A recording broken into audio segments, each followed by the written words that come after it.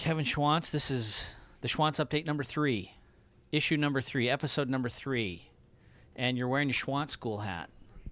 Yeah, we we mix the hats up. We kind of like when they get on the podium, you got to rotate them. When we were there last, Actually, just trying to sell more schools. well, when we were there last, I remember riding Hondas and Suzukis. Is that still what we have a choice of over there? Absolutely, still have both CBR 600s and GSXR 600s. So, we got new Suzukis this year. They're still 09 models, but the Hondas were carryovers from last year. So, as all the products at school are, still very well maintained, first class products. Just like they would when they roll, just like they look when they roll off the showroom floor. Yeah, because it was great to be able to compare them back to back, and I expected to really have a great comparo and maybe do something very important and earth-shattering about that, and I couldn't tell the difference, really. They're both great bikes. Yeah, I get that question all the time. Which one do you like better? I said, they both start doing silly things at about the same speed for me. When I try and push one hard around a racetrack, one starts pushing the front a little sooner than the other.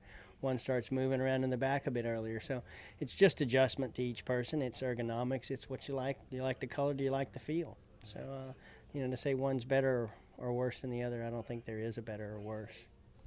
We're all holed up here in the inner sanctum sanctorum of the Yosh trailer because it's blowing great guns out there. I mean, they stopped the races because the air fence was, or practice because the air fence was blowing around. I mean, have you ever ridden in anything like this? It's a stiff 30 mile an hour.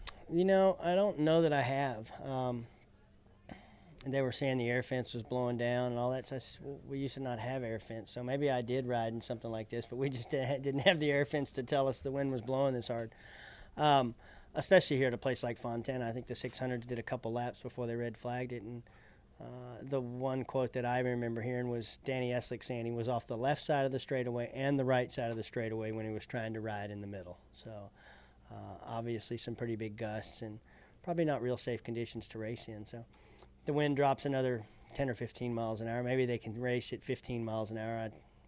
Maybe at 20. I don't know. I was asking Don Sakakura earlier if they had a set number of what they thought was safe or unsafe. And he said, no, he said they're just going to have to put some bikes out there and see what the guys say. Phillip Island always seems like a wind fest anytime I watch it on TV. Did you ride there? I did. We've ridden there, we've raced there, and we've definitely tested there in some pretty iffy conditions. But you don't have the luxury of saying that it's unsafe. It's, hey, we're here for a test, or we're here to put a race on. And it seems like it's always pretty consistent in where the wind blows from. It's coming right off the water. You got to watch for seagulls as well there. But I don't guess we ever had conditions that were blowing hard enough that we weren't able to race. We have personnel entering the trailer. And exiting the trailer. I remembered one of the things I was going to ask you about, because MotoGP now, we've had a second test, and, I mean, you could almost say Spies crushed it. Well, I guess he did crush a couple. And maybe they weren't. Turn 1 wasn't friendly or 2 or whatever. Maybe they weren't actually bikes that needed to be crushed afterwards. But, yeah, he did fall down a couple of times over the 2-day test. But as well, he had a really good first day, to have been within a half second of what the fast guys were. Actually, less than a half second of what Rossi and Stoner were doing to be third in line behind them. I think he called me just as soon as he hit the ground back in Texas. He was driving from Houston to Dallas because we had a bit of inclement weather in Houston and flights were getting delayed. So he jumped in rented a car and drove home. But he called me on the way and said, the test went really well. We didn't have a whole lot to work on the second day, and we got a couple of tires that were somewhat suspect. And he seems like he's all along. He's always been, I'd really be good if I could race with those guys and run closer to those guys, and I'll learn through the year. And I said, I think you'll surprise yourself. Some of the tracks that he gets to go to that he may know. I think the first half of the season somewhat biased towards tracks that he doesn't. I think he goes to 2 of the 9, or he's been to 2 of the 9 that they raced at in the first half of the season. A few more in the second half, but I think only 5 or 6. So, it's going to be one of those years where hopefully Ben can run closer to the front. Nicky can challenge those guys. We really need to see that that American flag at the center of the podium at least a couple of times this year, and I think those two guys are capable of it. Nicky seems to be liking this new bike a lot better than he likes the old one, and you know, I think what we saw Spies do in World Superbike, I think we're going to see similar, not similar results, but I think we're going to be just as surprised by where his performance is when he does get on the track and actually go to racing those guys. So, you know, I said it 2 interviews ago, a win I think is definitely in the books for him this year. And, you know, championship maybe next couple of seasons or something like that once he gets to know the circuit's better and gets more comfortable and maybe gets back on a Suzuki.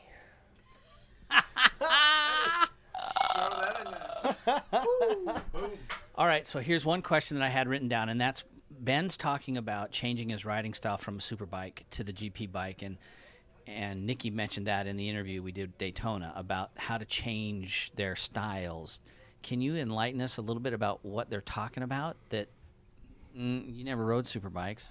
You know, I raced some superbikes here in America, but I never, you know, once I got on a certain brand of tire, and maybe it's more something more they're referring to running a different brand of tire or a different spec of tire. You know, I never raced on any Bridgestones. I did use Dunlops here in America for a couple of years, and we had to use them 1 year in Grand Prix racing as well. But I don't remember really having to change my style that much. You know, it seemed like to me the Dunlops warmed up quicker. They were better to go earlier in the race. The Michelins, you always had to give them a couple of laps anyway. And, you know, to say that I see a different style, actually, you know, whether the electronics are that much more advanced and they're able to get the bike in and get it up off the edge of the tire quicker. I heard Ben talk a lot at Valencia about trying to figure out what he can get out of the Bridgestones, you know, where the Pirellis that he used on World Superbike. He knew what he'd been on them long enough that he knew what he could get. He knew how hard he could push early on without destroying the tires, and he was having a hard time coming to grips with what kind of grip the Bridgestones actually were giving him early in the race, and when you did race them really hard in the beginning, how bad did the performance fall off at the end? So, you know, I'm sure there's a few things that are different from a superbike to Grand Prix bike, but you know, I think the electronics has to be probably the biggest change, and a bit more power. You know, besides that, I think production bikes these days are as good as they are because we race them. I mean, that's where they're developed, and I think you know, chassis-wise, handling-wise, the superbike to a Grand Prix bike, a little bit of weight difference, probably a little bit of different bias in the weight front to rear, but I wouldn't think it'd be huge. All right. Well, thanks for another update. And when is the first one that you're going to? You're not going to Qatar, are you? No, I'll probably be at Motegi and then Jerez for sure. Well, don't get blown away in the wind. You guys likewise. How's that wind treating your hair out there? It's good, man.